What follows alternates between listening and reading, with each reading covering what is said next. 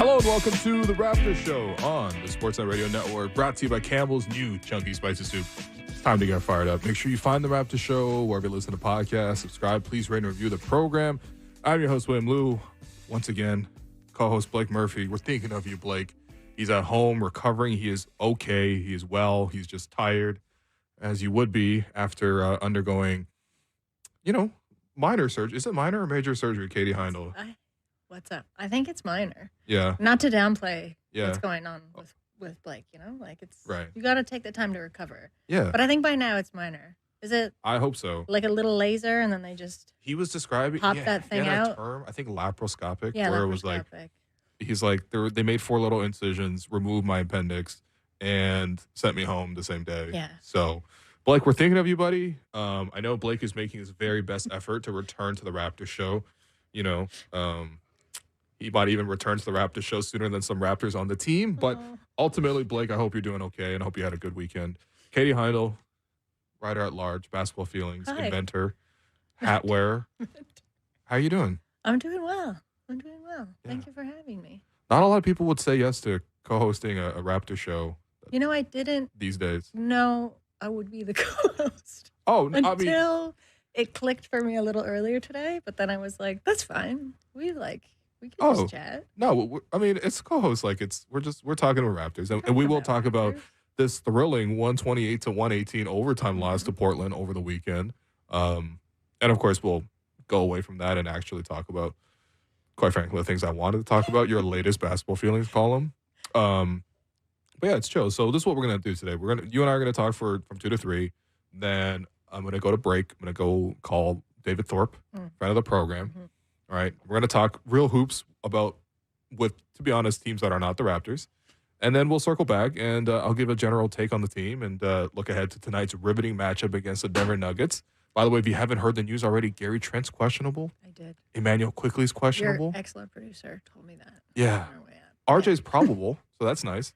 That is nice. Boucher's questionable. Yeah, it's a bit like a revolving door. At this point, Right. But I think it's nice. Like, people complain, what are we going to talk about? We talk about the Raptors. This is what we talk about. They're keeping us on our toes. Right. A lot of Javon Freeman Liberty talk tomorrow's show for sure. Yeah. Anyway. So Katie, the Raptors lost over the weekend to Portland. They fought hard. They played hard. They came out to a slow start, but they forced overtime. Unfortunately, in overtime, they couldn't score at all. And Portland pulled away. But what was your Saturday night 10 p.m. viewing experience of the Raptors like?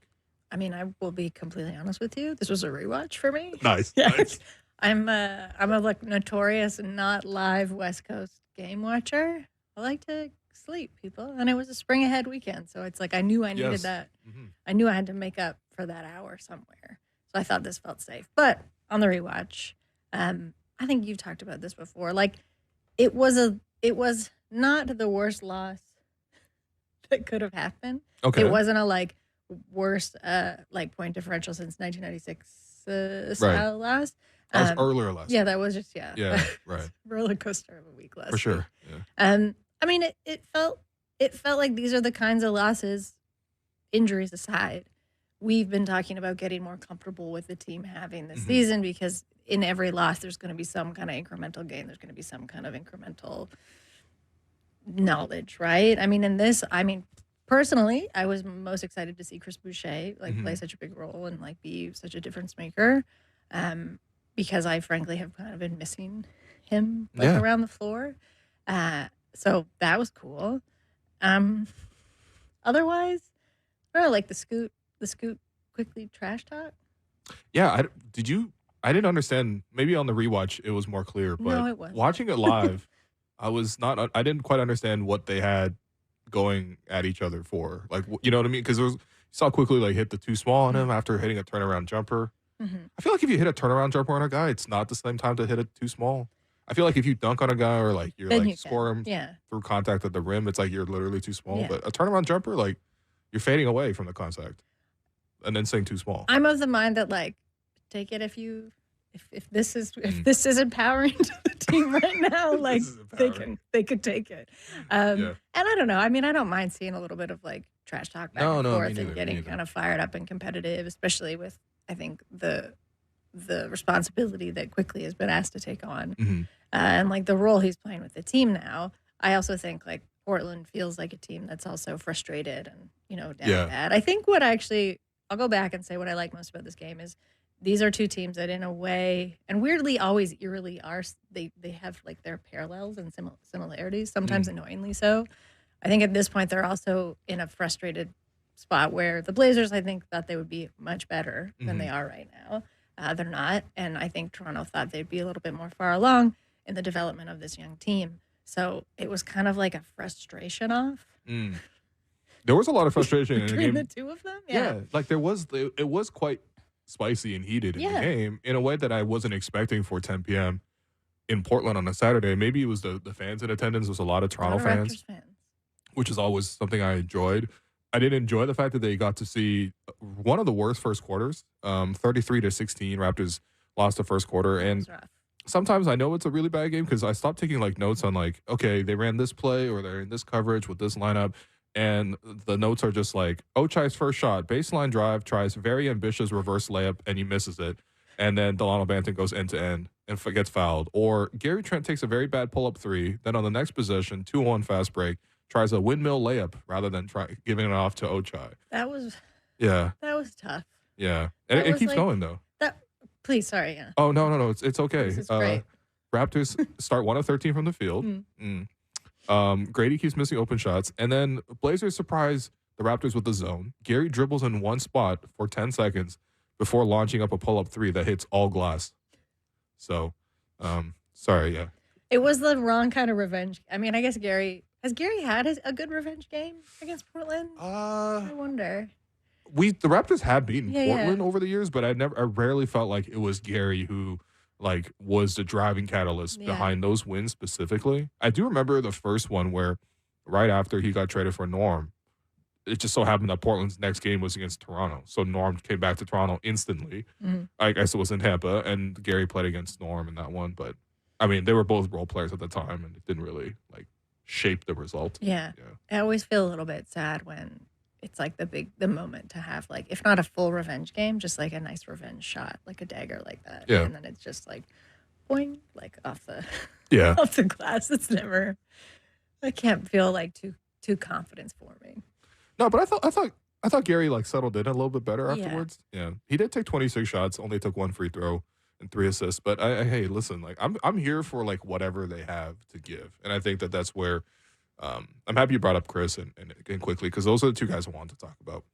I will just say first on the Ochai layout, I like that he's getting more comfortable with this kind of in-game awareness, but I will say that sort of spatial awareness, I was a bit surprised. Yeah. Or where he started from.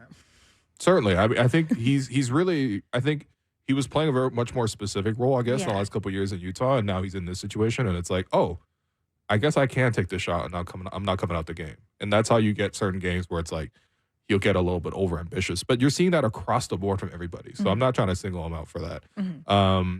Let's start with Boucher, because I feel like Boucher it's been great to see him again. It was the week of Chris Boucher last week. Yeah. You know, everybody's tweeting about Chris. Everybody was chanting about Chris.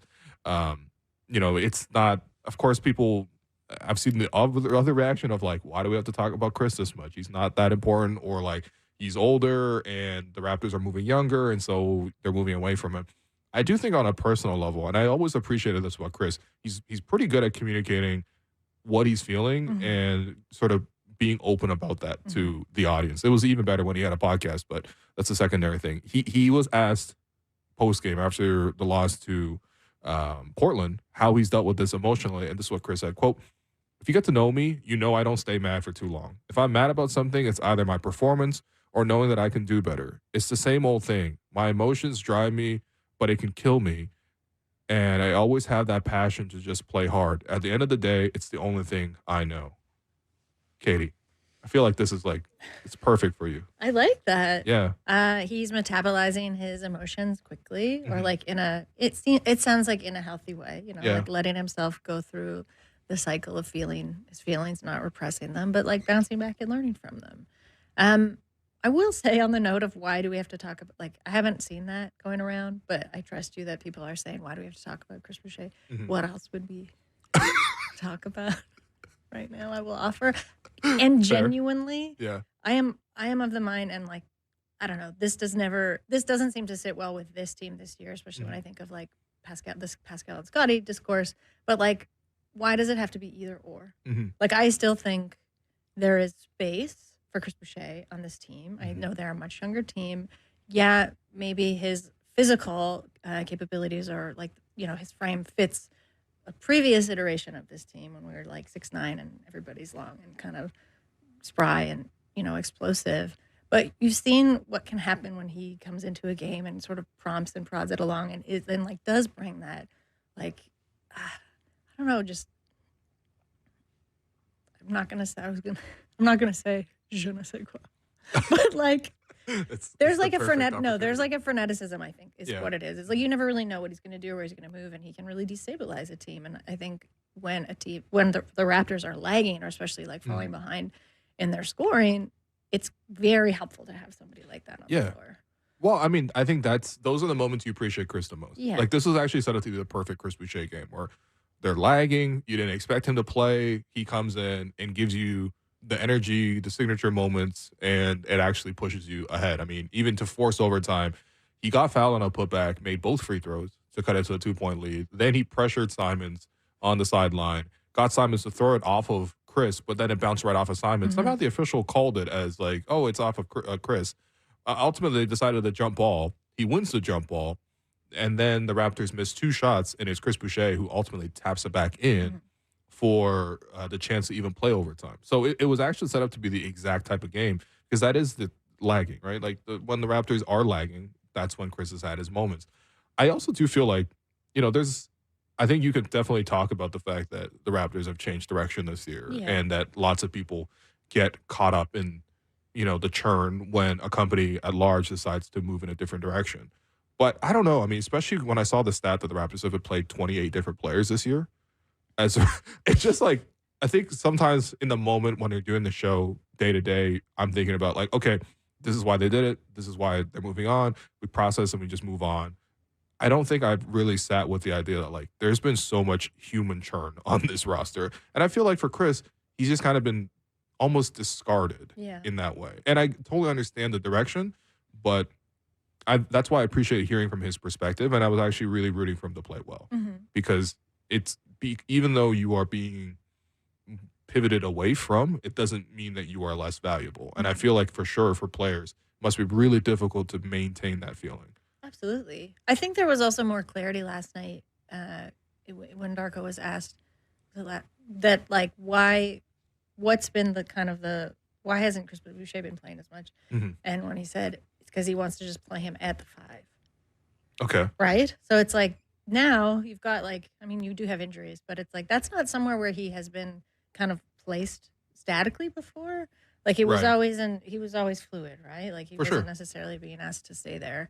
And I think when you do look at this roster and like the health, when they do get healthy and who's actually in that position, it does make sense why Boucher might not be the first option in that sense. No, for sure. Just to go back to what I was saying earlier of like, why does it have to be one or the other? I don't think it has to be. But no, like to your point about discarding people, I think it is worthwhile to, and I think also because, and I know we'll get to this later, but this like sense of NBA time, like how warped and accelerated it makes things. For sure, yeah.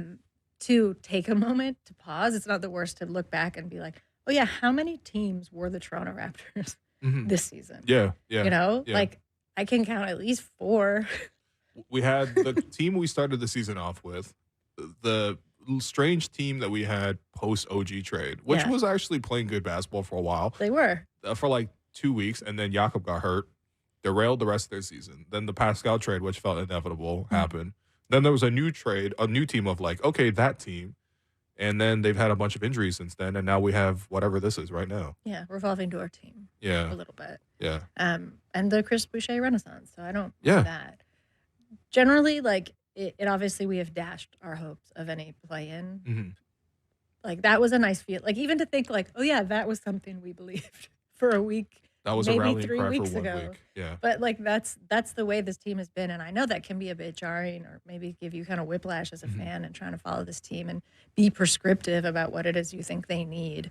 I think at this point, the safest thing to say is like they need everybody to get healthy, and they need to just try and finish the season as strongly as they possibly can, and like learn as much and take these kind of cues into next season. I don't mean like it's a write-off.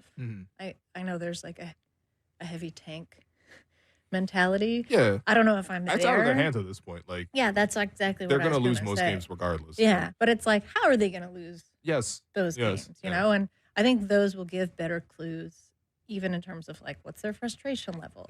How are they going to be able to bounce back? Like, you do need wins to remain optimistic in the NBA, especially when you're a young team that's struggling.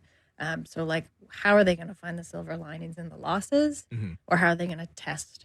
And honestly, maybe just like have fun with some of these contenders that they've got to face. Yeah. Like, be brats, be pests. Yeah, right. Like, be that team to close out the season. Give them a bit of a scare. Be up like 7 points in the third quarter, and then let the other team crush you like they should. They probably will come back to crush you because they're like, we can't you. let these guys beat us. But like, you know, test them. And that's, I think for me, like, it's so easy at this point in the season because of all the changes and because of all the unfortunate circumstances that have happened to just like go into games and go with the approach of like, let's get it over with. Yeah. You know what I mean? I think for a lot of people, it's like, it is a bit of a chore to find the group. And that's why I really appreciate that, especially in that backdrop, that like a guy like Chris can come in and just find a reason to play hard. And of course, Chris has his own redemption thing. He has his own career to worry about. And of course, you would want all athletes at all times to be like, oh, I'm fired up and I'm ready to go. You know what I mean? Like, this is everything for me. Yeah. Raptors, Portland, game 65 of the season. Who's counting? And that's where I feel like for Chris, like, you know, he found that and he gave that injection of energy and reason to the game. And that's why it was entertaining until I guess they lost in overtime, but that wasn't really his fault. And I think for him too, it's just the personal thing, because he also talked about his understanding and his relationship with Darko, who was ultimately chosen to pivot away from him the entire season. Chris said, quote, "We talk," me and Darko on this. He knows me and knows what I can bring. Sometimes things don't go all the way you want. The team's had a lot of changes and I got caught in the middle, and I know that they know what I'm able to do, and everyone knows that I can change the game and all. I don't think that anyone thinks I can't play. It's about more than me, which I think for him it's good perspective, because you know you do have to maintain that confidence, and I'm happy he showed his worth to potentially other teams that probably will play on next year. Quickly is going to be here long term, and it has been a joy to watch Quickly, and since the All-Star break in particular, he's averaging 22 points, 6 rebounds, 8 assists per game, shooting 46% from the field, 43% from three while taking like 9 a game. And, you know, I'm enjoying all the moments where he's like taking this team by the collar and just trying to drag them ahead. And they're not dragging them to victories, but even the practice of taking that sort of initiative and control and trying to impart his personality onto the team, I think that is growth in the long term. You know. So what have you liked from Quickly so far? Like exactly that. I think that he was asked to step into this role, and I don't think he would have expected to step into the role he has as fast as he has, because obviously this has been because of absences. But when you look at how he was playing with the Knicks and now how he's being asked to play with the Raptors, it's just being handed like a ton of responsibility. Yeah. And I don't just mean in the sense of more minutes. It's just like, okay, you're the one that when the game is lagging, when guys are getting frustrated, when shots are like bouncing off the backboard for no reason, and like these are like kind of the automatic shots that should be falling, and there needs to be a spark. Now people are looking to you to create that spark, and I think you've seen these real-time moments of realization. I think you talked about this last week, like where it seems like he clues into that in the game. He looks around, he's like, it's me, you know. And I've talked to a lot of guys in the NBA about this who kind of have this transition where it's like the way it looks from the outside is like, oh yeah, they just know, you know, and they just switch. But it's like, no, there's always a moment of realization, whether they're looking around a locker room, they're looking around the floor, or they're like, who's the vet? Like, who should be telling me like where to be right now, or you know, what we should be doing? And then they realize like, wait a second. If no one's telling it's me. It's up to me. Yeah. And or to notice like, wait, everybody's looking to me. Right. So I think that's fantastic. I think he's really shouldered that well. And like you said, he doesn't really seem like he's someone who's very comfortable with just losing. If he's going to lose, it's going to be a competitive loss. It's going to be like an OT kind of loss. Yeah. Right. he's trying to like squeeze all the juice out of these losses, which is again like what you want to see. But I really like him. I there's like endless puns, but like I do really like his speed. Like I feel like that is something that I have kind of missed desperately in the way that the Raptors have played, and I think he really brings that back. And I like how he plays with RJ. It actually was really cool to see how he played with Boucher. I think the two of them like vibing really well together on the floor. Right, they knew when it was a pick and pop, when it was a pick and roll. Yeah. When Boucher was screening to get quickly a mismatch so he can blow by DeAndre Ayton. They worked really well together for two guys who literally never played together. Yeah. Yeah. Which I think, goes to show quickly is just like general IQ and I think comfort and sense on the floor. So generally, like, I think it's all been positives. And I think, honestly, any of the kind of blunders or places where he was like a little bit behind the action or maybe ahead of the action, I could see those smoothing themselves out, by like way beyond this time next season. Yeah, I mean, first and foremost, I liked his level of engagement. Because, again, you could easily go into this and, like, this team is here to just because they're scheduled to be here. We're here with a lot of guys that I don't know, and let's just get this thing over with. And we've seen players be passengers throughout these kind of games and get lost in this sort of shuffle. I think for quickly, like, not one game have I watched him, especially since the injuries have happened, where he's like, I'm just here to, like, pass the time. Like, he's giving it his all every single time and trying to make the right plays.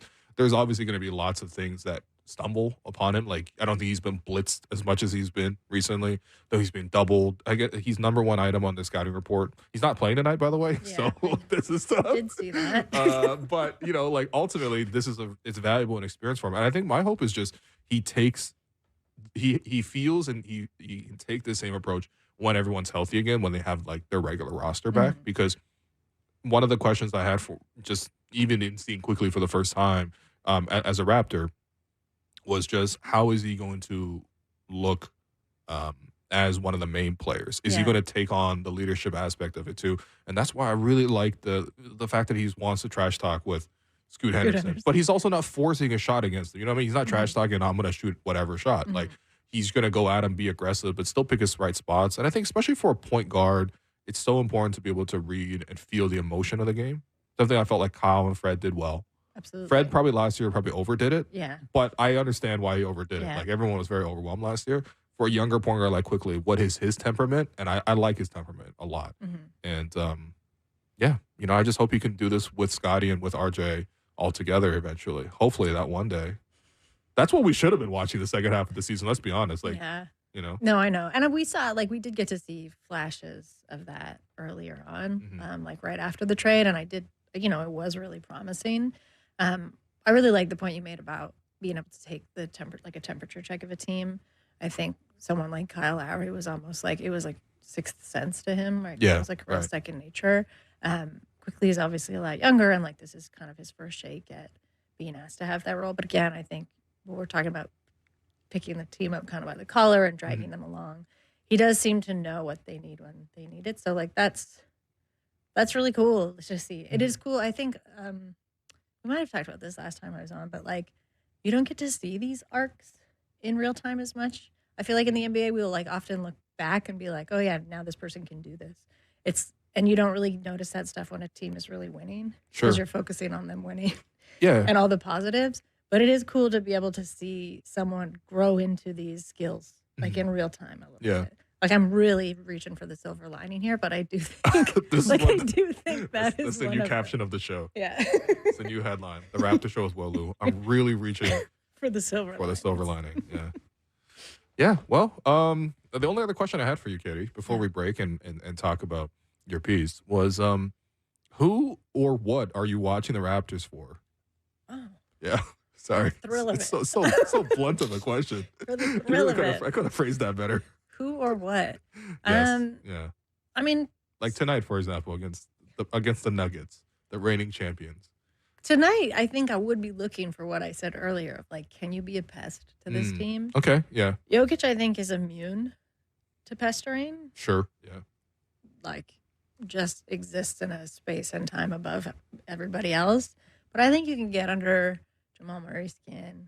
I think you can get under Michael Porter Jr.'s skin. Like, I think there's like little entry points.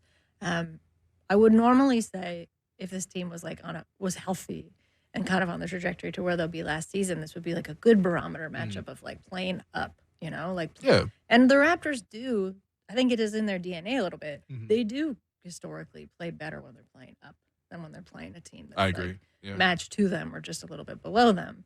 So, take that opportunity with tonight. I mean, I'm kind of looking at what Bruce Brown's going to wear homecoming. I was hoping that this was going to be his ring ceremony, but I guess he already did it. Yeah. Oh, okay. Yeah, he already did it with the Pacers. With the Pacers. Like 3 games before he got traded. Like, I forgot about that. Bruce Brown was a Pacer for a big chunk of this season. Yeah, that was weird. It's been a weird year for everybody. It has. I think, again, I would just look to, like, the continuity of chemistry that we're talking about and the way that this team is going to build and grow going forward. And, like, I don't think this would have to be a blowout loss. I really don't. Like, if they can kind of keep this close, I'm looking at that. Was that enough things to be looking for? That is the hope. Yeah. I'm hoping they stick around. Yeah. It's like one of those TV characters, and it's like one of those reality TV characters. You're like, they're not gonna win Big Brother, but I kind of like them for the challenges. Yeah. They start messes in the house. I know they're gonna get voted out, but like, let's just see how long it goes for. Yeah. No. That's the Raptors right now. Going to every game. Like, let's just not get kicked out of the house first. Let's get kicked out like 5 players. Yeah, we're not going to win the big cash prize, but like we can extend our like 15 minutes of fame. Let's have moments. Let's try that. Let's have actual little bits of moments. And I think that, I mean, I would love to see, honestly, like I would love to see first off which 8 players are available tonight. Sure. I did jokingly tweet that Grange will be the backup center tonight. I think he could be. Apparently Grange got a decent shot. He's got we've seen him. He's got some stoicism. I don't think he would be too rattled, around the rim. Great. Yeah, I guess so. Yeah. I don't know if he's going to be able to post up or he's going to hold up against Jokic in the post, but the fact that we even have to entertain these kind of questions. I guess actually the last thing I was going to ask about is Kelly. I guess Kelly's the other guy who played that, for sure will be here long term and stuff like that too. I feel like when I watch Kelly, I'm seeing a guy who's trying to do the right things at all time and realizing in real time that that's not enough. And wow. You know what I mean? Like enough for this team. Yeah, for this, especially for this circumstance. He's like, oh, like my instincts would be to set up this guy here. Or like I'm gonna, push the pace here and create a mismatch here, and then I'm gonna get off the ball. And then I think midway through games, he's like, yeah, I can't do that, man. I'm gonna need to score this myself. Or like I'm going to need to hit this shot. Like, I'm going to need to be super aggressive instead of looking to pass. Yeah. And I know it's out of character for Kelly, but I do appreciate that he's like, I'm trying my best here. You're starting me at center. And, that's not always going to go well for me. But I don't know. What your thoughts on Kelly? No, I think, that's really funny because with someone like him, you obviously have the veteran. I don't mean, going through the motions in the sense that he's phoning it in by any means. Yeah, for sure. But when you have played that long for that many teams, you do have a really good sense of where you should be, what the actions are going to be, how you're going to best impact the game. But when you look around, you're like, wait a second, I don't have these very basic components. I'm dribbling handoff to Grady Dick. Yeah, exactly. Yeah. It is not going to work. Yeah. It is interesting to see the recalibration again in real time of someone like that with his experience and just tenure in the league. Yeah. Honestly, just be learning on the fly again. Yeah. Right. I think he's totally up for it. He's very engaged. He's very involved. I think, he, even defensively, even though he gets if he has to move or jump or box guys out, those things are not good for him. But he's surprisingly disruptive. He's blocking shots.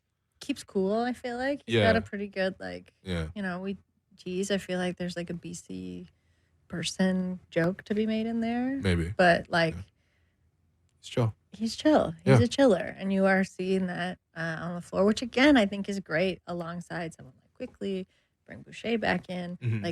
You need some anchors for all these other weird actions the team is going to run and all the, who's going to even be playing tonight. Is Kelly Olynyk even available tonight, or is he hurt? Oh, my goodness. I hope so. I think he is. We're going to throw him to the Wolves against Nikola Jokic tonight. So yeah, he's going to get – he might get a little bit battered. Look, I just hope he'll be okay. We don't put too much on Kelly before the Olympics this summer, but there's plenty of time, and I'm really enjoying that Kelly's bringing his very best to the situation. He is, and there is such a weirdness to his game that he'll just slow and pause at certain moments, and I'm like, but you're mid drive. I don't see guys pausing mid-drive. He's disruptive. But he does that, and He's disruptive. yeah, because you don't usually you don't see 32-year-olds like typically try to expand their game. They're very much like, I know what keeps me employed. I'm going to do those things and be very specific, especially when the older you get, the more specific. And in this situation, Kelly's like, nah, I guess I have to do a lot more. And yeah, those are the reasons to watch the Raptors. Anyway, we're going to take a break, thankfully, get off this topic. I've been your host, Walu. You've been listening to The Raptors Show on the Sportsnet Radio Network, brought to you by Campbell's new Chunky Spicy Soup.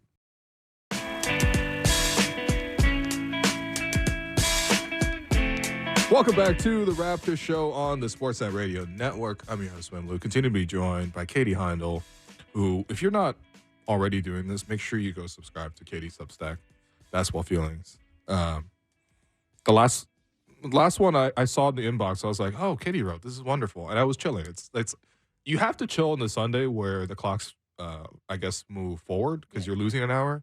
So you're always waking up at like 10 and you're like, this is not normal. I don't usually wake up at 10 a.m.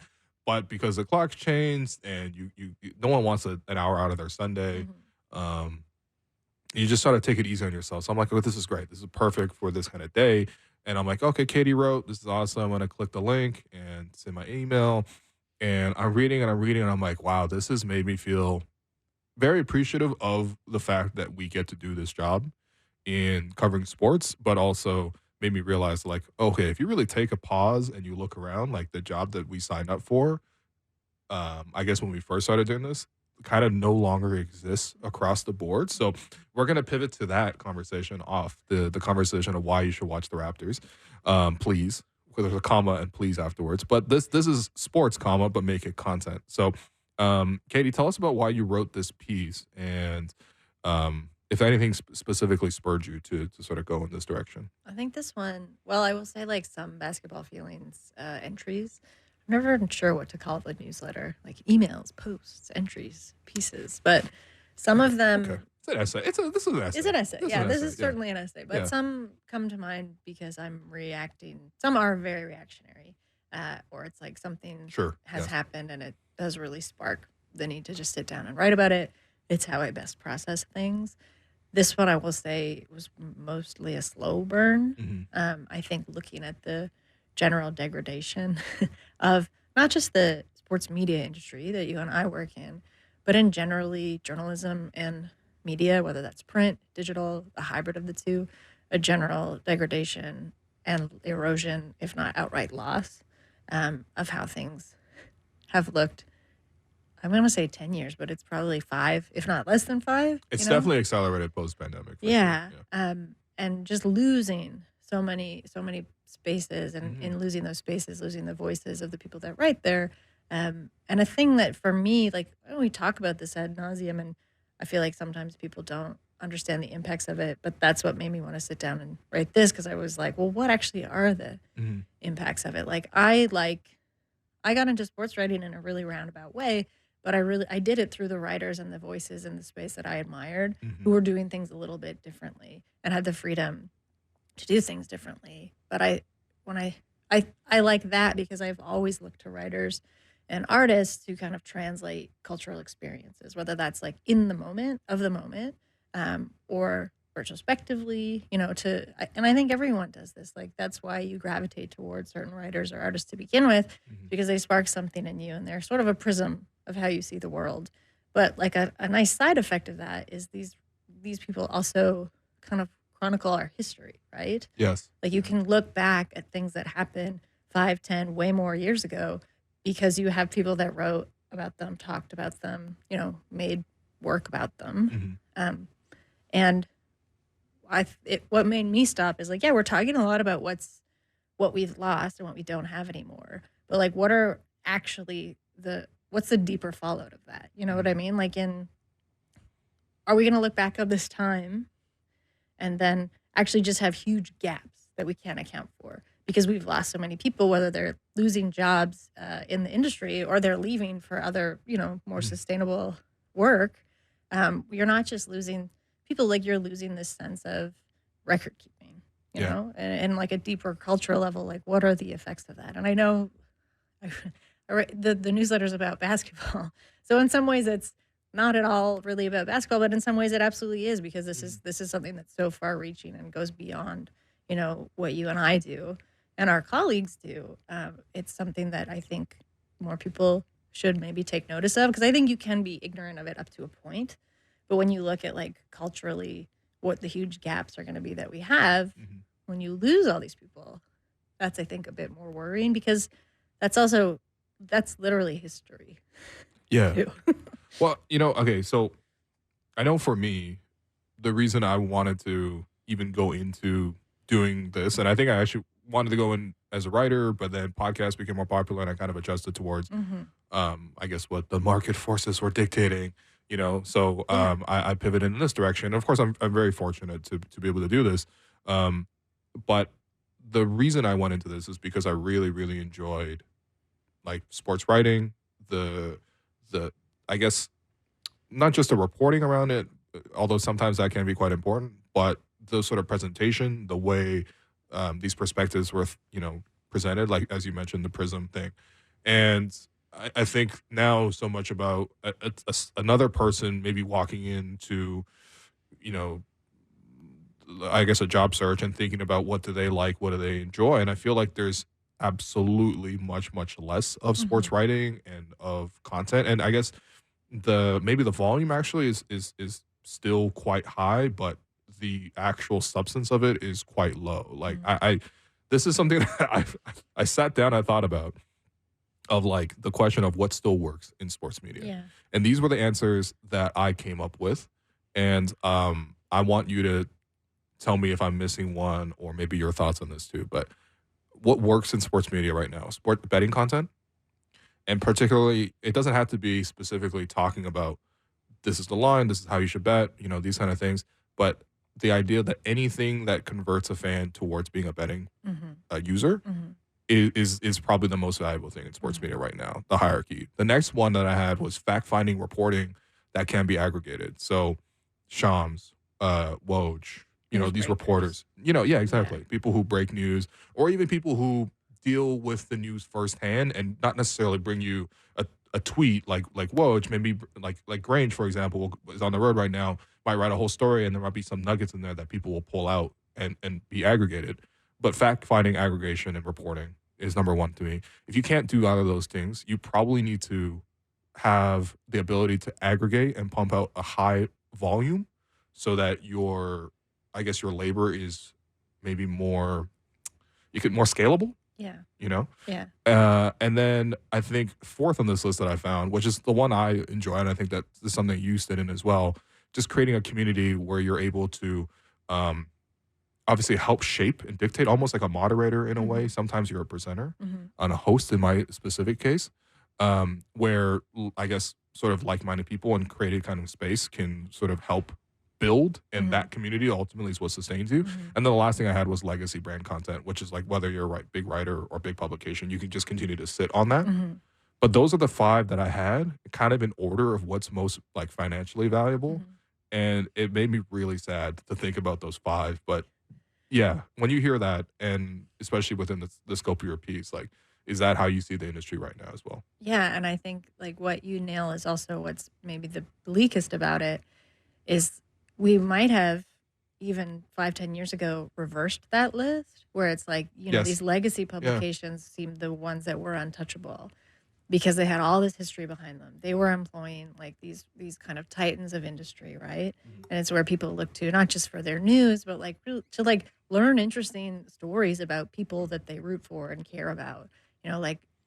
But now this inversion of, we've seen what happened at SI, like we've seen what happened at so many other legacy publications, that I feel like those are no longer untouchable. Yeah. If anything, we're watching those crumble. And then everything up the kind of pyramid that you laid out, like, is indicative of, I think, I guess I'm going to call it a problem, but I also waffle because it's just the reality. Like, yeah, sure. Most jobs are coming out of, like, whether you want to be a writer or a broadcaster, as we've said, like, you kind of have to do everything. You've got to be a hybrid. Yeah. You're going to work for a sports betting site because that's actually where the jobs are coming from. Oh, those for sure. sites are who are hiring, especially like newcomers in the industry. the aggregation thing is really interesting. And like, that's also what kind of sparked me wanting to write this, is because everything has to be content now. Yes.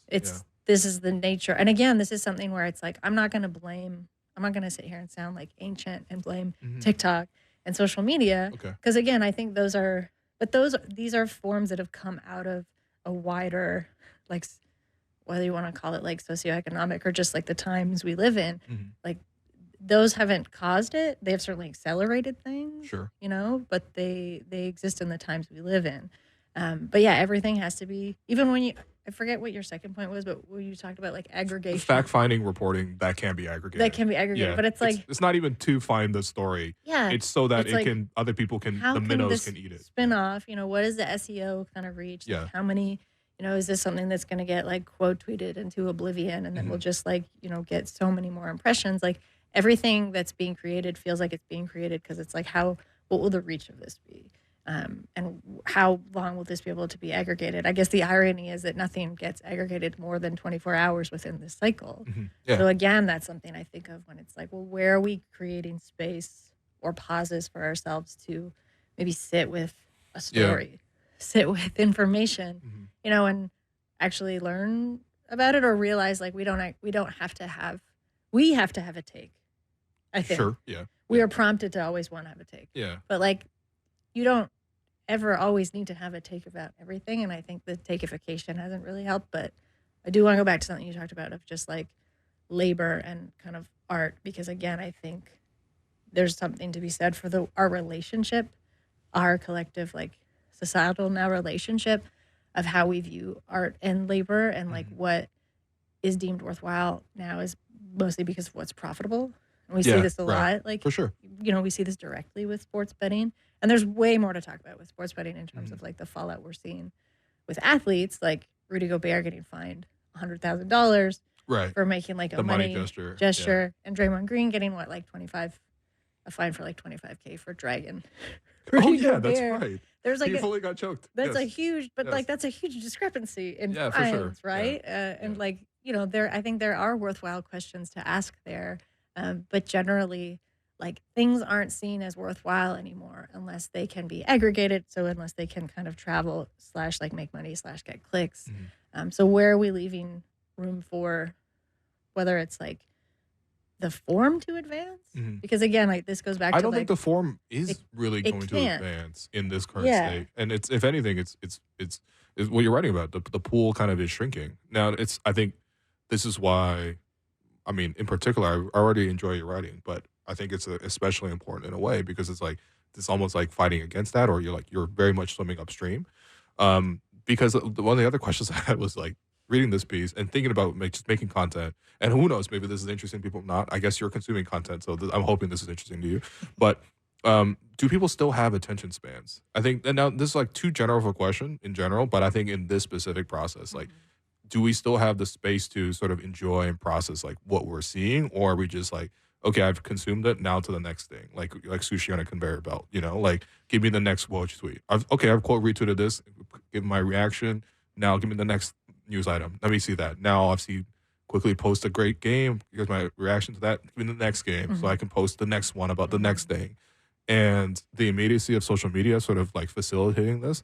And I guess just maybe even in general, the fact that you can even choose where you give your attentions to, because there is such a high volume of what you can try to engage with that you can always just find essentially what you think and just stay in these little echo chambers. But I think in particular to you as somebody who writes, and writes very much not for any of the 5 things on these things until I guess the creating a community part. Right. But do you ever worry about that? Is that something in the back of your mind of like, I might be writing something for people that may not have the attention span or the habits formed to actually read and consume and appreciate it? Yeah, absolutely. I mean, I think it depends where I'm writing. I do write for a lot of different outlets, and I think there's an understanding that some of them I will necessarily adapt what I'm writing, whether that's just in length, whether that's in, what the story is.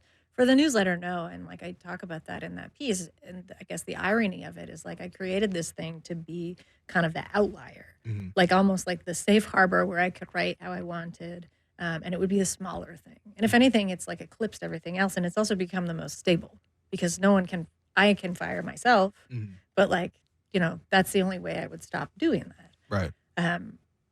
No one is going to tell me like, you can't do this anymore. It's not sustainable. It's not financially, worthwhile for us. So I think I do feel it.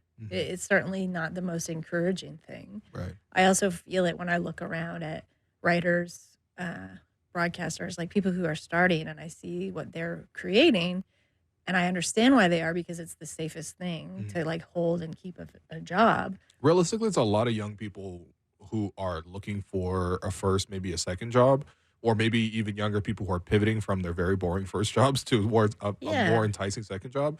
But ultimately, you still need to get paid based off of this thing, and so you're responding to market forces, not necessarily being led by your own like creative expression. Exactly, and I think like that's when we talk about form and what the kind of next iteration could be. We're losing that altogether because it's not being dictated now by creators or people that are working in the field. It's being dictated by outside forces, which it would be naive to say that wasn't always there to a degree, those outside pressures. But it's like in your face in a way that like you let your bosses worry about that in the past as a writer, and now you're like, I'm worrying about that as a writer. Yeah, and I'm worrying about that before I even put pen to page. Yeah, and it can be like totally deterring, because it's like you think again about like, how much time is this going to take, and how much time do I have to like cut clips from this game, talk over them, you know, and then like try and get that out on my YouTube channel, on social media, whatever. It's a lot now. Like it takes a lot of time, and that's the thing again. Like in no way am I disparaging people that make capital C content, because I understand the reality of it in terms of like these are where jobs are and the necessity of it. What I wonder is like the push pull of like when everything has to be content, what's left? You know what I mean? Like, can you create for the sake of creating? And especially in, what I'm most comfortable with is like long form kind of profile writing, feature writing. Yes, I do worry if people have the attention span for that and want it. I mean, I hear like from the community aspect of what I've created around the newsletter. Yes, I do hear from people that they're interested in that. I have people reach out to me after stories, whether they're, at Dime or some of the other places I do more long form writing for, and they enjoy it. So I still think this is a little bit like when like, e-readers came out and people were like, is anyone ever going to read a physical book again? It's like, yes, there will always be people who prefer certain forms over others. So I'm as much as I trust they'll be there, I do wonder how they're going to get eclipsed, especially within these kind of more specific parallels of sports media. Yeah. Well, I mean, this is I just want to read a quote and then we'll wrap. But this is from your piece. Sports writing has come to feel safest for the common denominator, and even then, not really. Writing that offers the play-by-play of what happened, and if it offers opinion or perspective, is the type that's being so widely hammered through the machine of social media groupthink that it's already accounted for any loose ends or rough edges. It preempts the what-ifs, the sure buts, has sanded away anything that could prompt a question or reply, streamlined to project farthest in SEO return, so smooth that nothing sticks, a box score as a blog. The pressure to drive engagement, to stay employed, most new jobs are coming from gambling properties, but with no outlet is immune to aggregation. Part of it is emulation. Form wants to find form. What I wonder and worry about when it's perceived to only be safe to write one way, it stops being advantageous to push forward, to stumble, or strive to the next thing, and streamlining the world and the industry we lament for shrinking grows that much smaller, that much faster. So, Katie, thank you for writing this column, but most of all, thank you for coming on the show and taking it in the direction that it doesn't always go. I really appreciate that. Thank you for having me. There you go. Hopefully we didn't get too bleak about it. No, it's okay. Think about these things. You don't know. There's not many good reasons to watch the Raptors. You have very few places to read about the Raptors or watch it. Anyway, we're going to take another break. I've been your host, Willow. You've been listening to The Raptors Show on the Sportsnet Radio Network, brought to you by Campbell's New Chunky Spicy Soup. Welcome back to The Raptors Show on the Sportsnet Radio Network. I'm your host, Wim Lou. Once again, thank you to Katie Heindl for joining us on the program. And if I haven't mentioned it enough, subscribe to Basketball Feelings on Substack. It'll go straight to your inbox. And I do actually kind of really enjoy now reading things in my emails.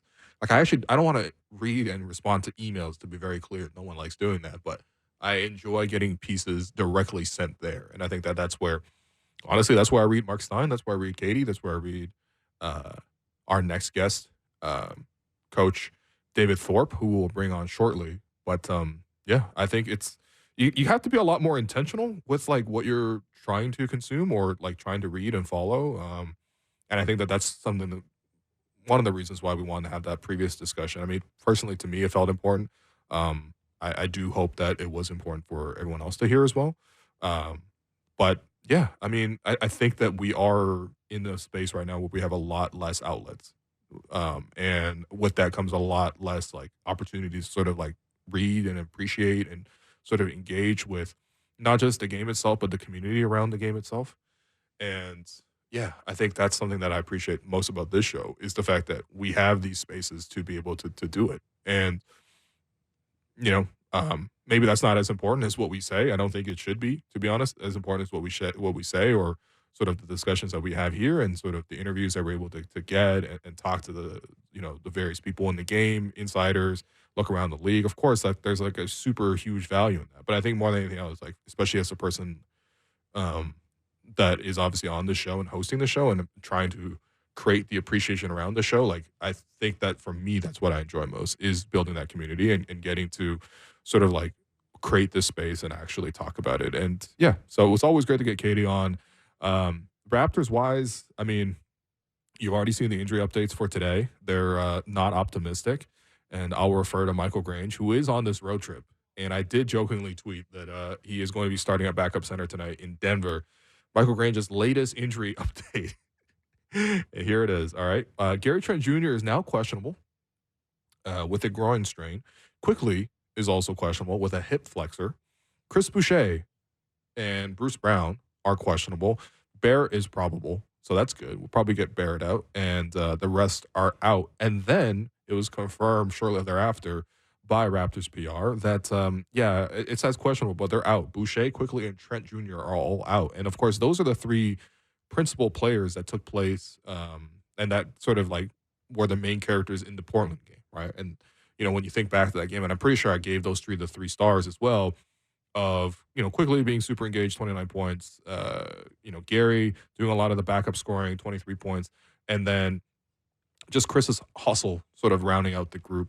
That was the Raptors then, and now you don't even have them on top of not having Scotty, on top of not having Jakob, and they're playing the reigning champions. And that's why I hope you guys understand that we are pivoting off the Raptors for the rest of the show, at least in this segment, and we're going to talk about some other teams around the league. And joining me to do that is David Thorpe. Coach, how you doing, man? I'm great. How are you, Will? I'm doing well personally. I'm doing well. I know the subjects on this Raptor show today have not been like super upbeat, but I mean like it's the Raptors are not in a good place. Like we can kind of hold the ability to the up and down.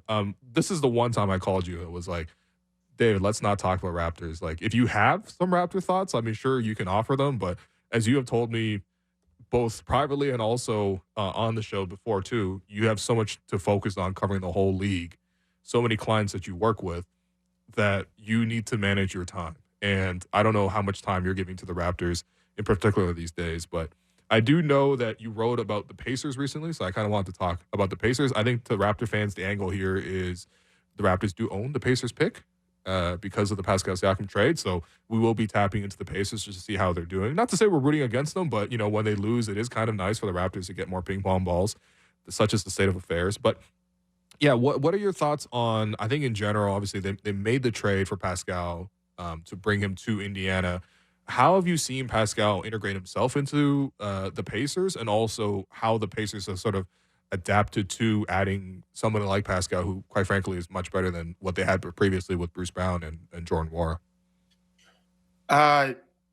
So the NBA, it's funny how the NBA landscape is. The old saying that someone's trash is another person's treasure. In the NBA, you can have a similar situation. So to me, the Knicks have done really well, but RJ Barrett was not playing well there. And I'm not going to waste time now going into the whys. I'm not even sure I know. I only have some suspicions. He's been so much better in Toronto. Siakam was doing just fine in Toronto, obviously, but I don't think he even realized how miserable he was until he got to Indiana, where it's such a lighter feeling. And I had people close to him telling me like they've never seen him smile so much and just emote in such a animated way. It's not something that we're used to seeing from him. And so from his perspective, I mean, he played really well yesterday. They had a huge win in Orlando. They've had some really big wins and not too many bad losses other than a stretch where Tyrese was really struggling. Mm-hmm. And I wrote about Tyrese. Yeah. That's probably the article you're referring to. Yeah. So that certainly wasn't Pascal's fault. I don't really know what it was. We only can speculate. But, I mean, I was telling some people this morning, we were talking about the NBA, and I don't know where Pascal ranks is in terms of where he is in the league. Let's just say top 25. I'm making up the number. It doesn't matter. That part also doesn't matter. What matters is Indiana's used to losing players, not getting them. Mm-hmm. And so the question isn't where does Pascal rank? If you want to, for example, if they're going to keep him going forward, which everyone assumes is already a done deal at a max level, it's not whether or not he's earned the max. It's, well, who can they get better than him? Mm-hmm. And the answer is almost always nobody. They don't have anyone that can guard big wings. Mm-hmm. Well, you can look up the numbers last night. He really did a good job on Paolo Banchero. Yeah, I watched the game. Like, it wasn't close who the better player was in the game. As Pascal should be better. He's 29. Right. Sure. Paolo's young, but he blew by him like he wasn't there. And that's something that I've noticed with Siakam after the All-Star break. Mm-hmm. He's got his quickness and his speed back. They don't know how to use him at all. He goes through long stretches where he almost doesn't touch it. When he gets it, really good things happen. Yeah, I think that's the question I was asking, because I feel like, especially having watched him so closely here in Toronto, his whole career here in Toronto, like I feel like most Raptor fans have a pretty intuitive sense of how to best use Siakam. We actually had a lot of discussions on the show earlier this year, at least while he was still a member of the Raptors, just about finding his spots and sort of like whatever. I think for Indiana, it is interesting because it almost feels like at times they take turns, and I don't know it's intentional. I don't think Pascal's like, it's my turn, or Halliburton says, it's my turn. 100% not. I think Benedict Mathurin says, it's my turn. But that's every time. It is his turn quite often. And unfortunately, he's out with injury. And sometimes he does a lot with it. Like, it's not against Mathurin. I like the fact that he's an aggressive player. It makes him who he is. But I don't. Okay, well, that's fair. But I think in general, you do see like certain pauses where you don't always see the two-man game, I guess, forming as immediately. And I think maybe even in the Toronto angle, we kind of saw that immediately. It was like, Quickly and Scotty, that's going to make sense. They're going to play a beautiful two-man game, all that. But then it took time to sort of work towards that. How is that pairing between Pascal and Tyrese? How is that coming along? And how can that help both of those two players sort of like take the load off of each other? Because that's what a really good 1-2 duo should be doing. There's a lot to this. I don't know this because I've not asked my people in Indiana, but I have a feeling Carlisle's got some packages. He's just not going to roll out right now. Okay. We normally see the Siakam-Halliburton duo late in games. Yeah. And it's really good. They won a game, I don't remember. It might have been Detroit, so not that much of a win. But still, a win's a win, where I think Siakam scored like 4 paint buckets in 5 possessions or something like that. Yeah. All from Tyrese's passing. And it was Pascal posting. It was pick and roll. It was one time he drove and kicked to Tyrese for a 3. And then it was just a brilliant pass by Tyrese. And Pascal's got amazing hands right at the rim when he scored. It was just really nice. They did a couple of those yesterday when the game was still in question in Orlando, and the two of them did well. But we don't see a lot of them together. The taking turns point is very good, but it's not Tyrese and Pascal. It's all of a sudden, as someone who's watched the Pacers for a good amount this year, before the trade too, it's Aaron Nesmith feeling like, well, where am I going to be in this new universe? Mm-hmm. So he's thirstier than ever before. Miles Turner, thirstier than I've ever seen him, to the point where Andrew Nembhard is lucky to get a shot a half in some games. Mm-hmm. And he's really good. You're better off playing off the bench, which is what Rick realized. Is in the offseason, they're going to have some serious issues to deal with some of those role players who are right now aren't really bending to the knee of Tyrese, Pascal, and this is common, by the way, in the NBA. Sure. Everyone wants to fight for the turf. But now the way Rick's handled it is, okay, I'll just bring in Andrew and Pascal with a second unit, let them cook. Right. Well, in the case of Pascal especially. With TJ comes in early, plays with Tyrese. TJ McConnell's doing well. Yeah. He doesn't need Pascal for that. I think it's going to help Tyrese a ton because Pascal still has so much gravity and such a willing passer. And so there was a period of time where he was the best on-off player in the league 10, 15 games into the trade. But Tyrese wasn't really playing. They've only played like 10, 11 games together, something like that. Yeah. And so there's a lot of process there. But I'm encouraged by what I think they can look like down the road. It won't necessarily be this year. And I'm encouraged by Pascal's defense in the last few games, especially. I'll just tell you the truth. Toronto plays garbage defense, has for quite a while. Oh, yeah. Don't worry, yeah. But they've gotten away with it because of their personnel. It's switching everything at all times. It's lazy. It's just lazy defense. I'm not saying it didn't always work. It has worked sometimes. It's really bad habits because no one else really plays that way except for maybe when the Rockets had James. Like you have to have more versatility to what you're doing defensively. And I think Darko was doing that some, but the habits are ingrained. And so that's not what they want to do in Indiana because they can't. Miles Turner can't do that. No. Right. So, and neither can some of their guards. Scotty Barnes isn't a guard there anymore, So Siakam's gotten much better at dealing with screens, not dying on them, getting over the top and chasing, drop coverage. He was really good yesterday in some drop coverage because they're playing him as some small ball 5, and it's really working well. So, I think they're still experimenting with all of that, and we won't even know till next year really what it all looks like, but I'm encouraged by what I'm seeing for them going forward. It's a tough league, and the East is tough, but I think they have the makings anyway of what can be a really special team. Yeah, I think first off, I didn't fully appreciate. I guess it's a totally different team, and I think the Raptors. We just talked about this in the first hour with Katie. Very different iterations of this team. The Raptors have been like 4 or 5 different teams. Tonight, the team that takes the court will be like entirely unrecognizable in terms of who they play against the Nuggets. Do not tune into that game, David. But I don't have to tell you that. But I think for the Pacers, they started the season really bright, really exciting. Everyone's playing off of Halliburton's exuberance, and he loves to share the ball. It's a great attribute for a young star to have, and it's so easy for everyone to sort of play. Neesman's like, this is more freedom I've ever had offensively, and his three-point shot is taken off. He can sort of have his turn. Turner, I feel like every time he scores is an assist from Halliburton. It feels so much like, at least at the start of this season, they had a good two-man pairing. But then I think when Halliburton got injured, and we all saw the play, I mean, he like hit the splits. I think he split like it was a wet spot. And he came back so quickly. And then he has since then not looked the same. And I think that's been so disappointing to me watching the Pacers because it's basically whether or not Halliburton has it. And if he doesn't have it, this is just an entirely different team. So I'm curious to see what you're seeing from Halliburton, not just from the physical side, but even from the emotional side, which you wrote about as well. So it's very much the case that Tyrese has had some really horrific games, like 0 for 6 twice, 0 for 6, maybe 0 for, twice in a row. You're going to lose those games when you're in Indiana. Yeah. They just aren't good enough yet. And they don't feature Nembhard as much as I wish they would, although TJ is coming around now. TJ's playing great. So if Tyrese isn't giving them numbers, maybe then TJ can. They don't know how to let Siakam's had a triple-double. He's almost had another triple-double.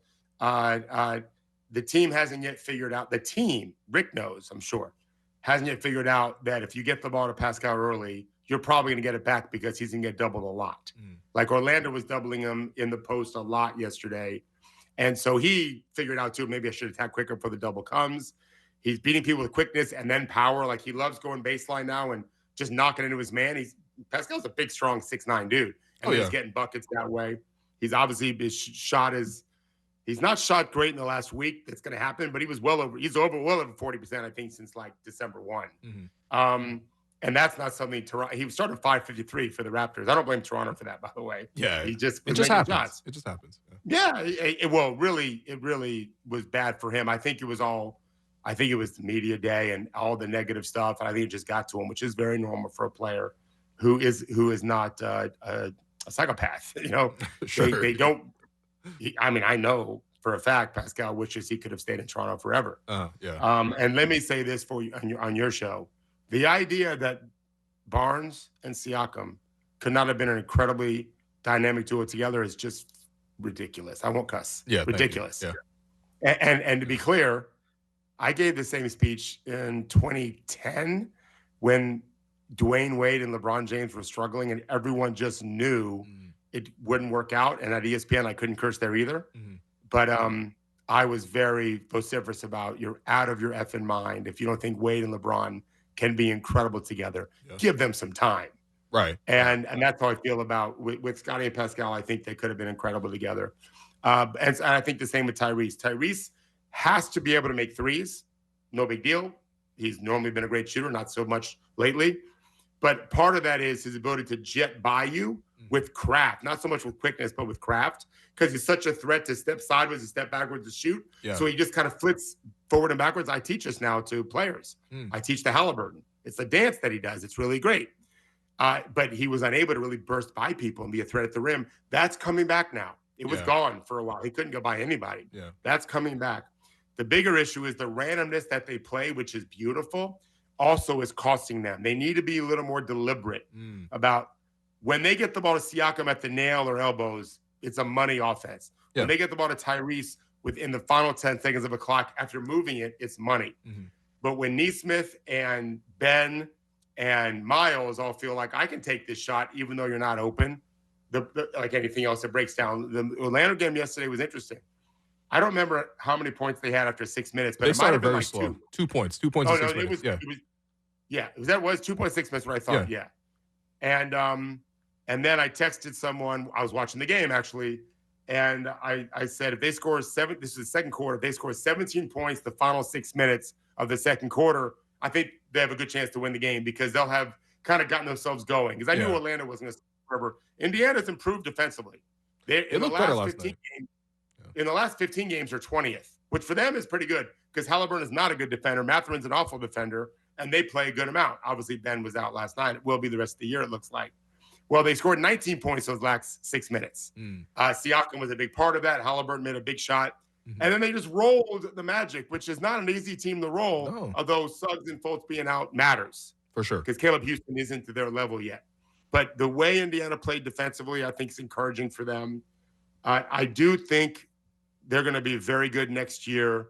I'm not married to their whole team. I have a feeling there'll be some movement, but they still can really put together an incredible offense, and their defense is getting better, and they'll figure some stuff out. And the playoffs will be good for them too, because it'll melt them, but also help them reform maybe even better the following season.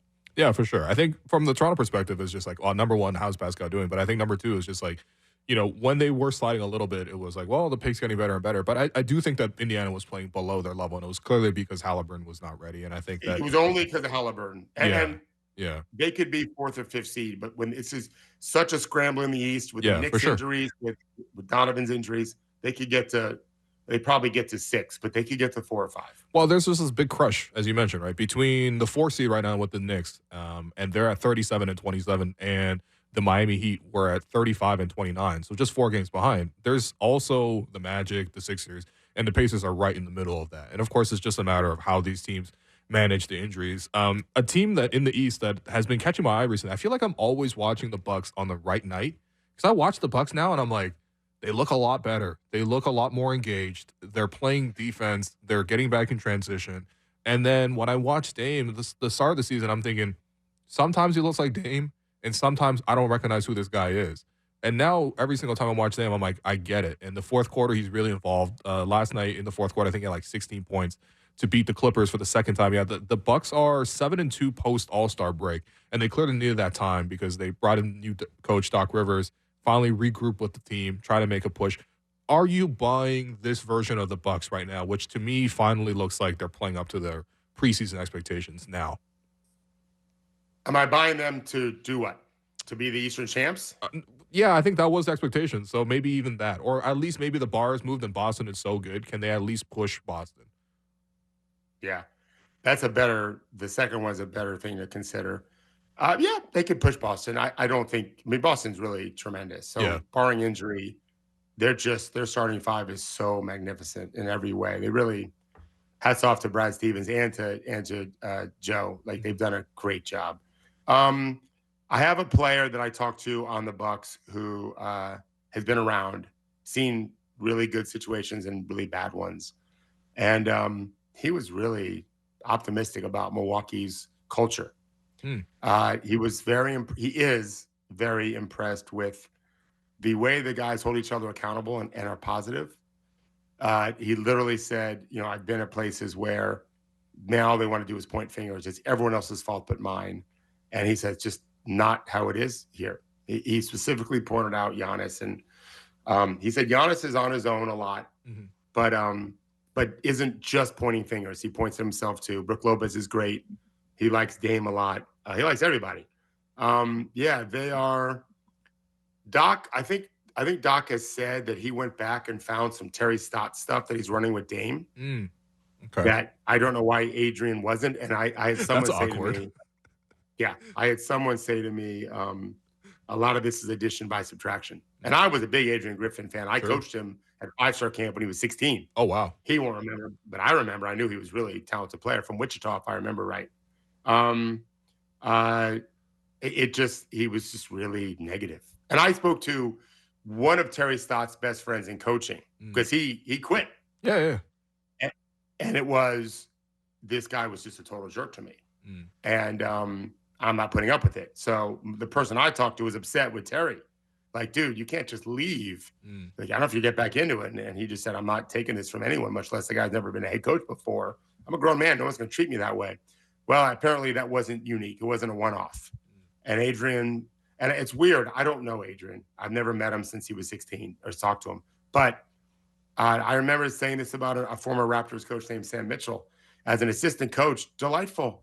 Like the players I had that played for him as assistant coach, they liked him. He was fun and charismatic. He would get to be the head coach and he would just be irascible, just mean and angry and bitter. I'm thinking, dude, you got paid, buddy. You're the head coach and have fun. And some guys just don't. Like Stan Van Gundy is a delightful person. Really I love him on the broadcast. Delightful. Yeah. Right. Not as a head coach. Super negative. Totally. It's just some guys just struggle to manage that. Honestly, it's one reason why I kind of got out of coaching is I had a feeling I'm a pretty relatively fun guy to be around and happy. Yeah. I don't know that I would have been as a coach. The losses just ate me up, and the wins I felt like I'm supposed to win, but losing killed me. So I don't want to be bitter my whole life. And so Doc he's not bitter, and he's not Adrian Griffin. So if he went back and ran some Portland stuff for Dame, good for you, Doc. That's smart to get Dame invested that way and do that kind of stuff.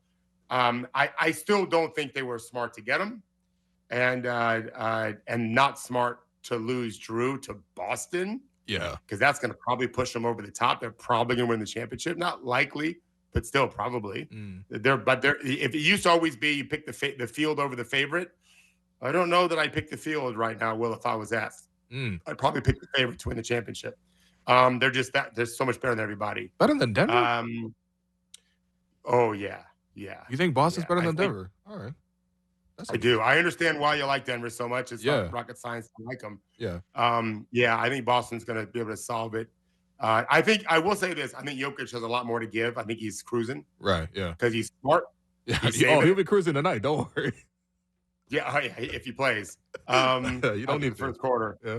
Yeah, but right. But I get it. I think their starting five is cruising something. But I also think that's going to harm them a little bit. It's not so easy to turn the switch. The Pistons used to try that for years when they were really good, and they only won one title. I think Boston has an unsolvable. Jokic is unsolvable, but the Celtics starting five is, and they can really guard. Right. And Porzingis really helps Boston answer the question of what do we do when our threes aren't falling. They have defense, and they have KP in the paint some. Right. And Derek White can score more than you think. Yeah. Drew Holiday can score more than you think when you've got the talent around them. So I think Milwaukee is, let's put it this way, they've not faced Indiana well this year. No. They better hope it's not a 3 versus 6 situation or a 2 versus 7 even. That Indiana's speed can really bother Milwaukee. So it remains to be seen what happens. But either way, it's worked out well for them. They're defending much, much better. That's the big thing. For sure. I feel like Doc walked into obviously everyone understood that Doc was walking into a really good situation talent-wise. Maybe in the locker room, or maybe they were frustrated with the previous coaching, whatever. But it was also a really good situation in that some of the fixes were like the stuff that is most obvious. Like, we got to get back in transition. Let's become a really good transition defense team. It's really prioritized. You know what? Let's actually play more Giannis Dame two-man game. they could have made me the head coach, and that would have been one of my number one points on the bullet board was like, hey, we got to do this. And so they are kind of improving on that front. But I do wonder, too, of like, for the Bucks in general, for a while, they were like moving back towards the pack. Like they weren't definitively number 2. I would say Philadelphia, when Joel was healthy, was kind of number 2 in the conference for a lot of this season, obviously behind Boston. Even New York, when they went on a hot stretch, Cleveland went on a hot stretch. Now I feel back like, okay, Milwaukee, I would take them number 2 over the rest of the East. Are you at that level of confidence with them? If everyone was healthy, probably not. Wow. Yeah. Wow. Probably not. Okay. All right. I really liked what Cleveland was doing. Donovan Mitchell is just, he's the best secret weapon in the league, and he's not so secret, but he's better than what you think. Mm-hmm. He's truly a remarkable, remarkable player. And having players that having worked with players that are teammates of his, have been teammates of his also, way better human being than I think people realize. Interesting. Way better human being than people like playing with him. He could be a diva some, like a lot of superstars can be, but he's a tremendous player. Really, truly a gifted offensive monster, firepower guy. And Darius Garland's very good, and Mobley's got a real chance. And I like Strus and Niang when George is playing well, which isn't always the case. I get that, but Jared Allen too. JB's done a good job. Yeah, I think Cleveland could be. It's close. It's easy to say Dame and Giannis, but the Dame we're getting now is a good player. He's not an All-NBA player. Look up his metrics. He's good. What is he? 37% from 3. Giannis is still the big engine there for sure. And I think Giannis is a truly incredible player. And Doc's kind of gotten out of his way some, which is good. But to your point, I think you made a really good point, Will. I don't follow the Premier League much, but I do have ownership of a team that used to be in the Premier League and isn't there anymore. So I followed it more when we were in the Premier League, and now we're one below, and hopefully not dropping again. When you change coaches, you get a kind of surge at first. Yeah. Every time. Yep. Right. I think that's why they do it. I think they do it for what you just said. It's easier to be the fresh face and say, "Oh, we got to fix this, this, and this." Yeah. And then teams get acclimated to you some. So it's like in baseball, the pitcher who comes in and the batters haven't seen him first round through. Yeah. They start seeing him second, third time. Right. And so we haven't seen that with Doc just yet. We have to wait and see what happens there. But I do like the fact that there's good accountability there, and he's running some good stuff for Dame. That will play well no matter what they do. Mm-hmm. Yeah, for sure. I mean, I think for me too, if what I'm really about with the Bucks, not necessarily with the personnel, it's a really old roster. Like it's by far to me the oldest rotation in the league. Like everybody that comes in is 30 plus, and I enjoy the fact that Pat Beverly comes in and he brings his personality and his intensity, and him and Bobby Portis are every game I watch. Again, I'm watching all the right Bucks games. And they're always chest bumping each other, and they're like, "Yeah, we just got this stop." And Bobby Portis hasn't missed a shot since I started watching them in the last week or so. But yeah, I mean, I do feel like when the intensity gets to a higher level, I do wonder how much endurance these older guys got. But yeah, that's why Indiana had success. That's why Indy's had success against them. And I want to say something on Pat Bev. The player I spoke to specifically mentioned Pat Bev when he said, "I forgot that when you asked me earlier." The guy that's done the best job of holding guys accountable and building the culture has been Pat Bev. And I'm not his agent. I've never met Pat Bev. I don't work with him. Yeah. But if you're a team, I'm telling for every GM that's out there, I had a player in the Lakers tell me that a year ago. Literally a year ago. It wasn't LeBron. It wasn't AD. Not even close. In the group chat, on their phones, and in person, Pat Bev was the best teammate, the most spirited guy. I don't know. I didn't talk to guys in Minnesota before that. But we all saw what that team did with Pat Bev. Yeah. We're seeing it again in Milwaukee. Pat Bev brings a genuine, authentic energy and level of competitiveness that I think really matters. Energy is a talent. Toughness is a talent. Yeah. And when it's contagious, even better. And so I think that's real, and I think that will stick when they get to the postseason. It just may not be enough against some of these teams, but there's no question they're better off than they were, 6 weeks ago. I think even Chicago. I mean, we forget that Pat Bev was in Chicago, but he Raptors lost in the play-in game. Like that team also really cited that same kind of energy, and it makes me wonder: like, are NBA locker rooms just like bereft of personality? Because I feel like when I hear these old players talk everyone old players got a podcast now too. When they talk about the day, they're always talking about the locker room dynamics and how it was run, and that's always the part that's most interesting to me because obviously 99.9% of people are never going to be in these dynamics or even directly connected to them being their agent or trainer or coach or whatever. But I do wonder what locker rooms sound like and look like now. Because sometimes as a reporter, I'll go in a locker room and stuff like that. It's usually pretty quiet and not nearly the same ways that's described by the former players. So maybe that's just a question that I have in general. But what are locker rooms like nowadays in the NBA? I mean, do you want me to answer? Yes. I do think that they are more disjointed than maybe they were.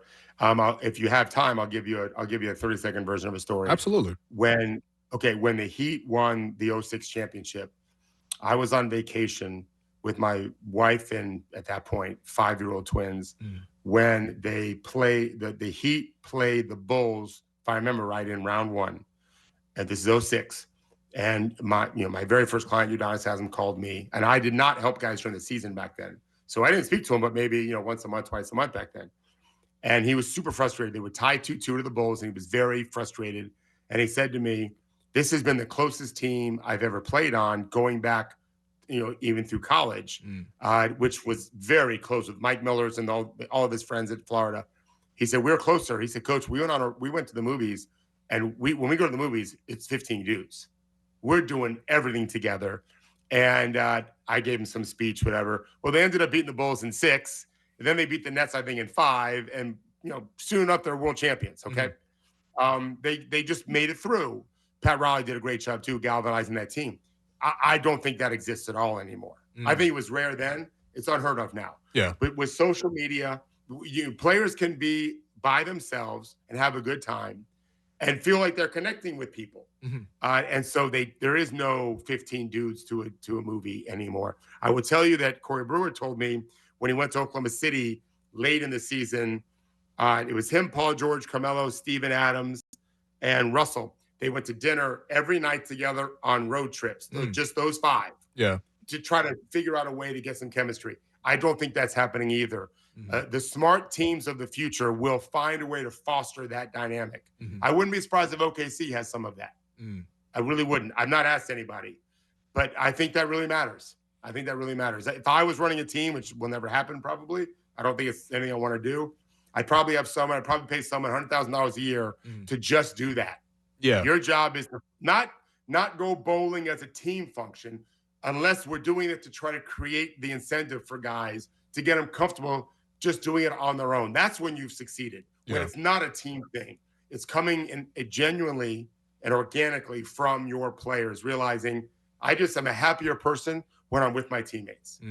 And that I don't think is happening, if at all, not very often on NBA locker rooms typically. Yeah. Well, I think that's really interesting because, again, these are things that you can't see, you can't necessarily quantify as much. But then again, when you see it on the court, sometimes you see some really disconnected products. And I feel, honestly, with the Raptors the last couple of years, we've seen some disconnected product. So, I don't know. I mean, I don't think that, like, the Raptors need to get Patrick Beverley in particular, but I do think that kind of, like, personality that drives and that, like, is clearly visceral in a way that forces people to connect and interact, I think can be very, very important. And so, these are the behind-the-scenes things and the little tidbits that you don't fully appreciate unless, you work directly with the situation. So, David, I appreciate your time. Everyone go listen to True Hoop, read True Hoop, subscribe to True Hoop. I can't say it enough. I've really appreciated the time and the perspective you've always given me. So thank you. Right back at you, Will. I don't agree to do many of these anymore because I do 2 of my own every week, and I'm busy enough as it is. But it's hard for me to turn you down, my man. Yeah, and we made it through a whole interview without me asking, what do you think of Scotty Barnes? I mean, this is the first time ever, but in the future we'll ask you that again. But I appreciate this opportunity to go in a different direction today. So thanks, David. Oh my God, be well. Yeah, David Thorpe. Appreciate Coach so much for joining us on the program once again. Yeah, I mean, I didn't ask him as many Raptor questions because, he'll be very frank about this, but he's obviously got to be very intentional about sort of what time and sort of what things he gives energy towards. And when the team is struggling like this, a lot of people are going to tune out. And so that's going to happen. But ultimately, when he tunes back in, we will get more of his Raptors thoughts. Scotty Barnes is all-star. That was great, man. That was great. That was the reason to watch the Raptors this year, was that rant by Darko and that progression by Scotty that he predicted, rightly so. And then without that, you kind of left with this situation tonight, which I will touch on the game tonight against the Denver Nuggets, the reigning champions. Who will the Raptors have in their lineup? And also just wrap with a couple of concluding thoughts on the team. So to bring it back to the Raptors. But anyway, you've been listening to the Raptors Show on the Sportsnet Radio Network, brought to you by Campbell's new Chunky Spicy Soup. Welcome back to the Raptors Show on the Sportsnet Radio Network. I'm your host, William Lou. So change of pace here. Fourth segment. I'm going to be solo on this one. Just wanted to create a little bit of space to talk about the Raptors and sort of where things are from a bigger perspective, and then focus on tonight's game against Denver. By the way, I just went through this exercise and wrote down the rotation for tonight's game. And yeah, it's because of the injuries tonight. I think the rotation tonight will be Kelly Olynyk starting at 5. Let's say Ochai starting at 4 nominally, even though he's 6'4". But Ochai will be the 4. RJ will be the 3 in this one. RJ thankfully has returned from flu, and he was out the last couple of games. Well, he missed the last game, and his absence was quite noticeable. Let's just say that much. Grady will be the 2. And then, honestly, the only point guard left on the roster, at least that's healthy, is Javon Freeman-Liberty. So I assume that he will go from start of the week not even really being much of the rotation, probably third-string guard, to now starting. So at point guard, so very happy for him. And then your 3 bench players to come off the bench for tonight's game. And there is the 4th if necessary. Garrett Temple can come off the bench if necessary, but let's be realistic about this. The 3 that will prominently feature will be Jonte Porter, who, because Chris Boucher will be absent, you will see Jonte Porter probably go up against his brother, Michael Porter Jr., which will be very cool to see for that family in particular, I guess. Jordan Nwora, who I'm personally looking to see more out of. He's been given more of an opportunity, but he's struggled quite mightily of late, and he's been sort of benched a couple of times. Hopefully that doesn't happen tonight because, again, there's nobody else to bring off this bench.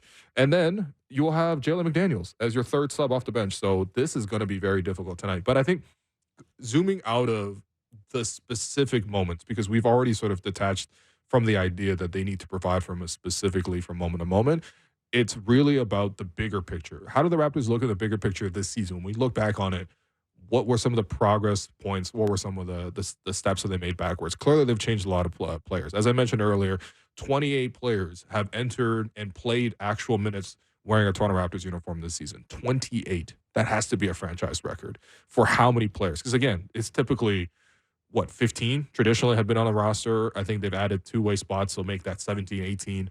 Recently, it's been 18. To go to 18 of 28 is quite substantial, and obviously it reflects on the amount of injuries the Raptors have had, the amount of trades that have taken place. Just a very odd year in general. Clearly, this is not what they typically would do or would be used to. But at least in the bigger picture, what have been some of the wins and lessons, I suppose. And number one for me is just that Scotty Barnes has made this jump. Now, it's unfortunate that we don't get to see the remainder of the season. I thought that was going to be such an important thing for him to sort of lead and find a way for the young guys to grow. Unfortunately, he got hurt on basically a random play where he made a contest at the basket and quickly ended up kind of kicking his hand.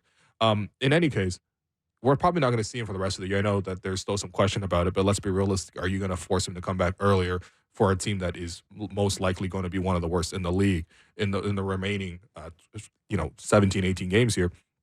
Scotty made this leap, and I think that that's the most important thing you wanted to see out of this year, right? You've seen him make the leap towards being an all-star. The consistency, I think, from night to night was so much better than what it was last season. We've always seen the ability, and he's improved some of the ability. The three-point shooting start of the season was really good. It did curtail, but I think he was able to replace it with other forms of scoring. The level of engagement that I was talking about in hour one with Katie, that's been really, really much better as well. And I think that collectively that's led to a more engaged version, a more productive version, and ultimately an all-star version of Scotty Barnes. In the immortal words of Darko Rajakovic, Scotty Barnes is going to be an all-star, and he actually was.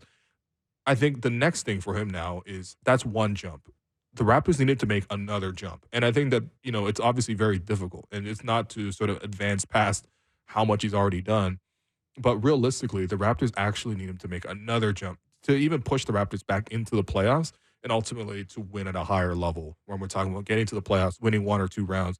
These are steps that are realistic for Scottie. I think that, again, he's shown you such high flashes of games that you just want to see a more consistent effort throughout, and he's already done a better job of it, but you need to see an even bigger progression of that. And I think, to me, when you look back on the season, you will need to see that, okay, he's solidified all the things that he needs to do. Now, what are some of the things that he can do at an even higher level? And I think for me, the one-on-one scoring, the ability to get his own shot, something really consistent, something that consistently draws double teams, I would love to see that aspect added to his game. If he gets a go-to shot on top of what he's already doing, that's how he's going to make the next jump towards winning.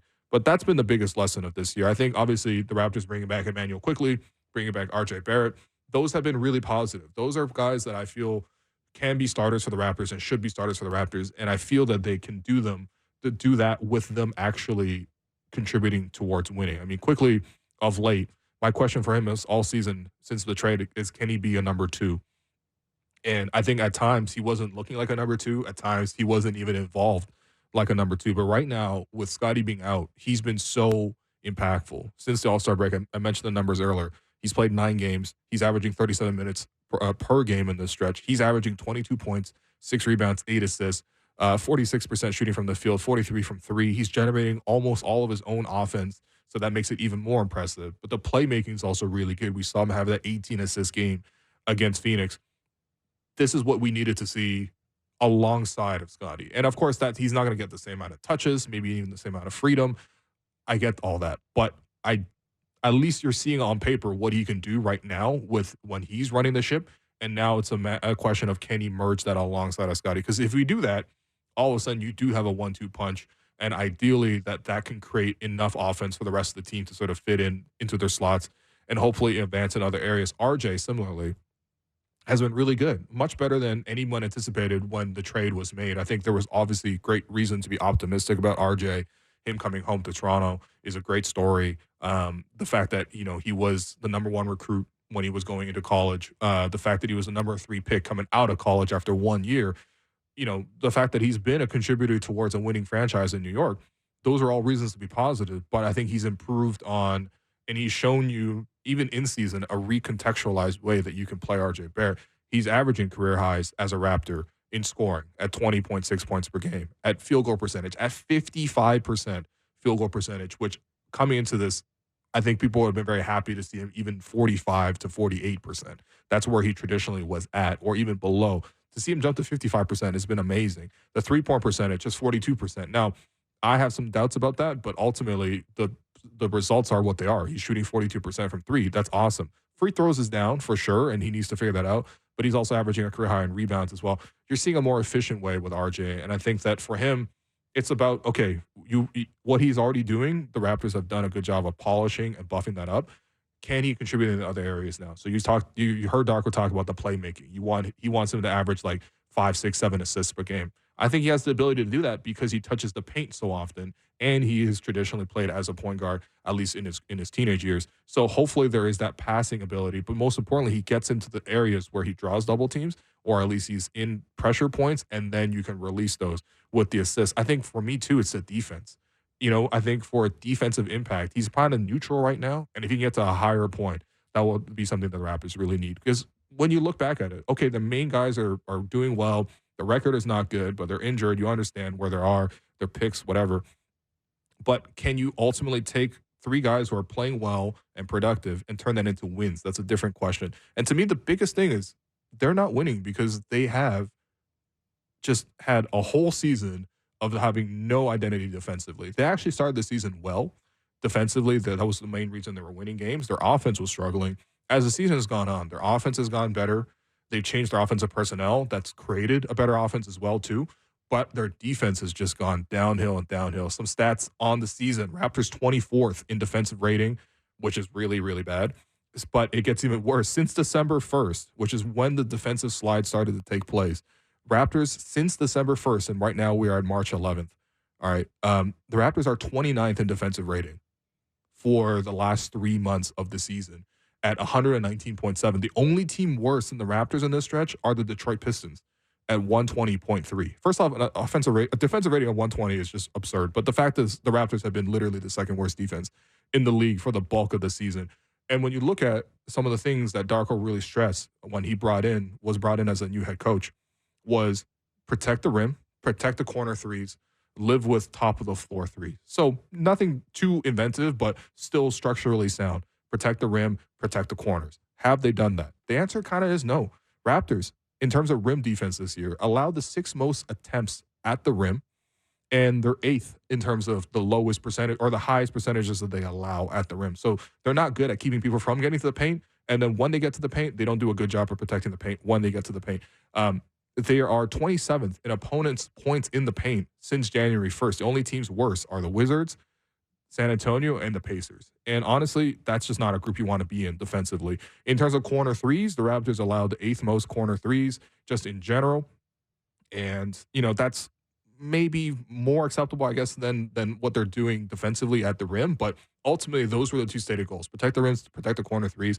Raptors have not done either of those two things. The only good thing the Raptors have done this year defensively, weirdly enough, is they concede very few free throws. They don't foul much. They don't gamble as much. So, they don't actually allow the opponents to shoot that many free throws. But a lot of that is because they're so disengaged defensively because they have not been able to execute. They're not even in position to foul, which in that case is a little bit dark. So until this group finds a way to play defense, you are going to continue to see results like this, even with the younger guys back healthy and in the rotation. Right now, they're not even in the rotations and they're not healthy, so it's hard to evaluate. But ultimately, that's the goal next season. Get a defensive identity. And of course, that probably needs to come with a change of personnel as well. But speaking of personnel and the available personnel, time now for Between the Lines, brought to you by BetRivers. Take a chance. The line tonight, when the Raptors are in Denver, the line tonight is plus 14.5. They really expect Denver to just wash the Raptors. And honestly, when I read you the rotation once again of tonight's game, the expected lineup, as they would say in football, Kelly at 5, Ochai at 4, RJ at 3, Grady at 2, Javon Freeman-Liberty at 1, with Jonte Porter, Jordan Nwora, and Jalen McDaniels coming off the bench. You understand exactly why the line is what it is. I mean, as Katie said, hopefully they can keep it close. Hopefully they can be pesky. But the Raptors roster as is right now is in the most difficult position it's ever been since basically Tampa. And that was, 4 years ago now. So it's tough tonight. If you are enjoying this game and you watch this game, I salute to you. That's why we're all hardcore Raptor fans. But still, until they get more players back, they will continue to have inconsistent results.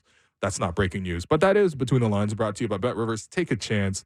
And that does it for us today. I've been your host, Willow. You've been listening to The Raptor Show on the Sportsnet Radio Network, brought to you by Campbell's new Chunky Spicy Soup. It's time to get fired up.